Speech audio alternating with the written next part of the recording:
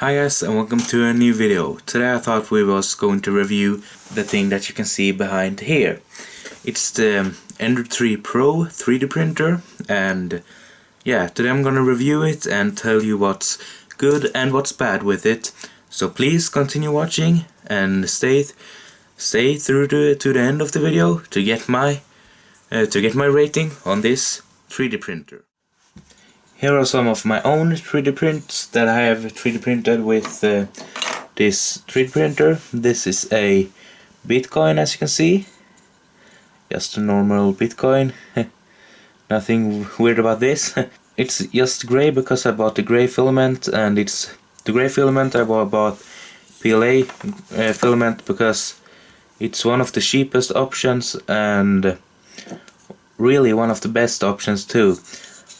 Because it's easy to use and it's cheap to buy. It costs, like, for me, I thought it was like 20 bucks for a kilogram of this PLA plastic for 3D printing. I have also made this cat where you really can see the detailing on this. Like, if I put it right here, you can see how detailed this is. This is a lucky cat from China, you know those lucky cats. Here are some Chinese signs, I think. And yeah, this is just a cat. You can see it's actually really good details and textures with this PLA. I bought not the cheapest, but kind of in the middle range PLA. Now let's talk about internal structuring. On this I have, I think, 30% infill, which is real great for, you know, these little divots here. You don't want them to be too chunky or less textured. You want them to be as fine as possible, but not too fine, because then it's gonna take like days to print. This took about 6 hours to print this screw and nut, which I think is a pretty normal time, but it's not the fastest printer really, but also it's not the most expensive. This printer costs about $300 US depending on where you live and how the supply of 3D printers in your country are. Well, as you can see, here's the nut. It's really nothing special, and yes, this was a failure because the back didn't really print as well as I would have hoped. And here you can see how filled in this is. It's about 30%, as I said before. As you can see, it's not filled, because if it were completely full with plastic, it would look like this on the inside. But that's just unnecessary because you're not really gonna use 100% infill. As you can see on this is also 30%, and the details on it is fine. It's not really the best, I would say, but it does a good job. Honestly, it's not really that bad, and yeah, I would consider buying this if you are on a budget, or if you just want to get started with 3D printing and such stuff overall. And in the box you actually get one of these pliers too. It's easy to cut anything plasticky. I can show you with some of my failed 3D prints, like for instance this is a failed part of the 3D print. This was supposed to be a dog, but as you can see, it's not close at all. And as you can see now, it's really easy to cut into it. I just did that with this, and it's not really that big, as you can see, compared to my hand, for example. So it's not really that big, or to compare to my watch.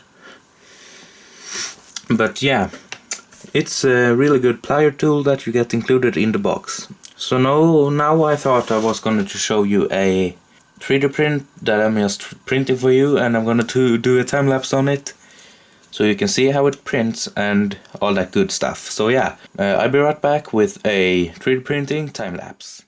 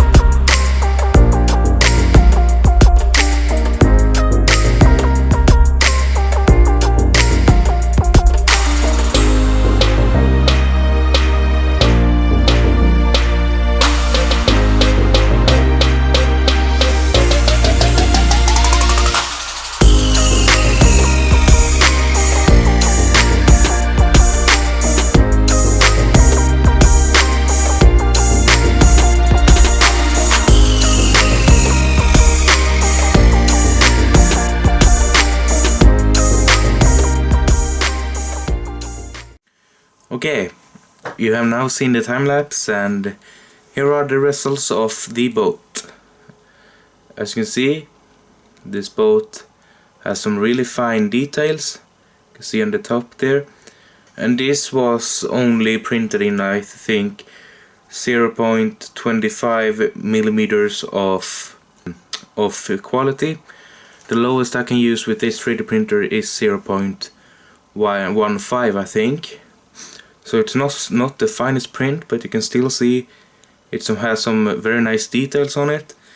This is the bottom of the ship, or the boat, as you can see. And here is the front. And this is the inside of the boat. And the top part fell off here. I dropped it and it fell off, but you can see there was a, I don't really know what the word is, but that thing that shoots out all the gases from the boat. And yeah, here is a little storage compartment for the fish, I think. Well, if it was a real size boat, because this is scaled from a real size jolly boat, one of those fisherman boats. And here's a hole, I don't know what's that for, but that's, I guess it's for, no, here's the anchor, so that's for like water intake or something like that, or really water take out, whatever it's called. So yeah, let's talk about how to actually use the printer. Well, all you really need is to slice. You can download the 3D prints from Thingiverse. I downloaded this from Thingiverse from one of the creators. I'm really thankful for whatever his name was, or her name. But yeah, and you can download whatever stuff you need on Thingiverse, really. It's a really big website with a lot of 3D printing ideas and 3D printing stuff that other people have made that you can download. Then you need to put it into a 3D software that slices it for you. And what I mean by slicing it is that a 3D printer can't really just print without the slicing software, because the slicing software actually divides this boat into all the small layers. As you can see, it has really small layers. So the software slices it up in really small fine layers that 3D printer then reads, and all the 3D printer is really doing is just putting the filament on those 3D printed lines that the software has made for you. And a cheap or really free software that you can use for this is called Ultimaker Cura. It's one of those 3D printing softwares that I use every time I have to 3D print something new. And yeah, let's talk about how to actually use the 3D printer, which I'm gonna show you right now. Here we have a little screen on the Ender 3 Pro, and here you can see it's an Ender 3 Pro. And well, this screen is basically where you control everything. It has this control knob right here where my fingers are, and you basically press it to get into the menu. Then you have the info screen, which was this. You also have the prepare screen where you can move axis and auto home, which basically means moving all of the different axes to the original point. Set home offset, I don't know really what that means, but something. Disable steppers, which means that the wheels are disabled, so you can move this bed back and forth without using the wheels, which is really convenient when you want to move it freely by hand. And yeah, preheat PLA, where you can preheat the bed or the hot end on the 3D printer, which is right here. This is called the hot end on the 3D printer. And as you can see, the fan is pretty loud on this thing, but I showed you a picture when I 3D printed it how loud it was, and I think it was around 60 decibels from a meter's distance or something like that. And yeah, if you want to print something, you can go down to print from a memory card, or print from TF, which is memory card, I guess. and then you go in here and you print whatever you want. As you can see, this is the boat. I have named it boat, and the G code is the thing that slices the 3D printing thing that you want to print. And I also have another things right here, models and troubleshooting and software and drive, user manual, and a pig that I can print. That is basically a piggy bank. I have it downstairs. I don't really have it up here, so I can't show you that, but yeah. And when you buy this printer, you actually get 3 prints that you can use. You get that pig, you also get a cat and a dog. I have printed the pig and the cat, and the dog failed because I didn't level my bed, which I didn't know that you had to do, but yeah, you have to level your bed when you're 3D printing something, or it's gonna come out all tangled like this piece of plastic right here.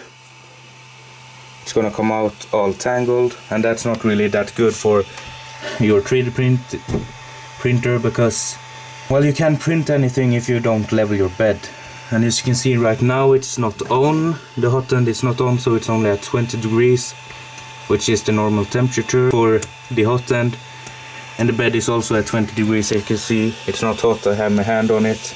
But the bed can get up to 110 degrees Celsius, and the hot end can get up to 260 degrees Celsius.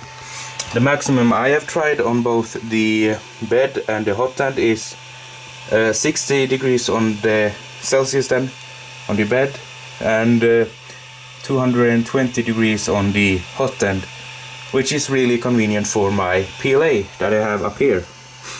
This is the stand that comes with it. I didn't really mount it with screws because it didn't fit here when I have it. It's kind of bending, so I can't fit it right here. So what I have done is I have put some of those zip ties. As you can see right there, I have 2 zip ties that holds this, and hopefully it won't ever fall down and break my 3D printer. And here is where you put in your filament on your 3D printer, right here, back here. And here's the tube from that goes into your hot end, then melts the plastic and puts it in the layers that your G code presents it where to be.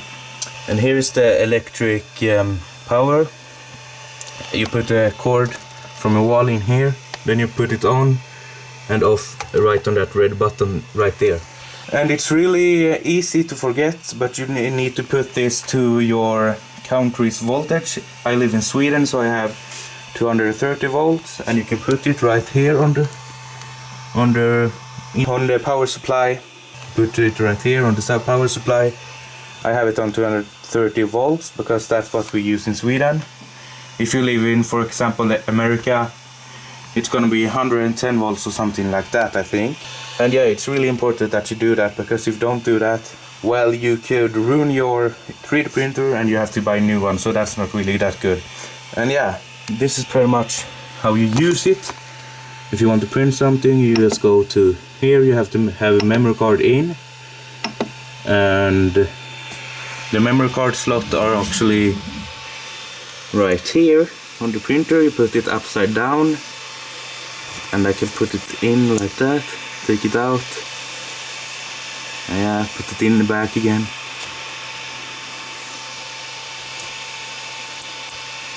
And here is if you don't have a memory card, you can use a USB, I think it's a USB B or USB A, I don't really know. Put it in the comments if you know. But yeah, this is how the printer looks and how it works.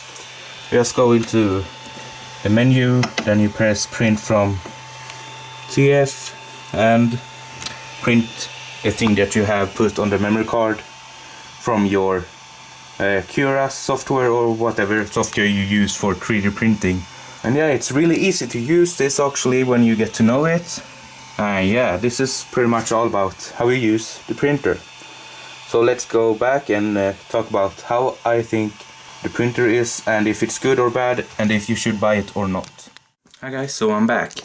Yeah, What do I think about the printer? Well, the printer is pretty good. I think it deserves the rating that it has, which is fairly high on the websites that I've looked at. It has around 4.5 out of 5, which is a really good rating, and I would agree on that. But there are some things that you need to take into consideration when you buy this printer. For example, it's not that fast. If you want a fast printer, this is not what you want to get, because my little boat here that I printed took about 2 hours and 20 minutes to print, and as you can see, it's just about as big as my finger right here, but I have pretty large fingers, so it's not that big. I can compare it with my iPhone 7 Plus. As you can see, it's not that big at all. This is iPhone 7 Plus, by the way. It's not really that big, and it took about 2.5 hours, 2 hours 20 minutes exactly, and that's not really that fast. But again, it's a printer for only $300, I think. No, it's a printer for only $300, so you can't really complain about the speed when you buy a printer for that low amount of money. But if you want a fast printer, I would go with some faster alternatives. It's gonna cost you a bit more, but it's up to you if it's worth it or not to have a faster printer.